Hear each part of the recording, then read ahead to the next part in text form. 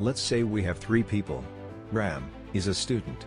Jack is a college placement team member. Mike is a recruiter in Amazon. All 3 can access the same haveloc platform.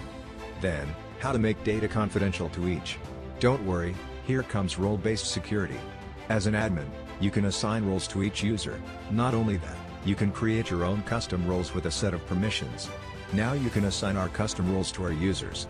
You can assign and remove any role at any time. Everything in the haveloc is feature-based and you can reuse roles for other users. Steps to create user with roles.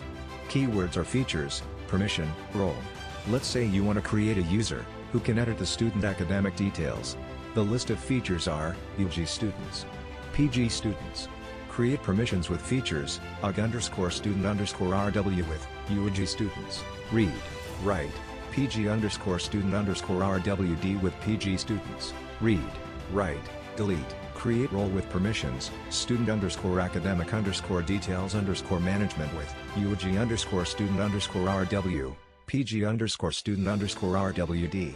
That all. Finally, you can assign this role to a user and he can get access only those. Haveloc, let's make things easy.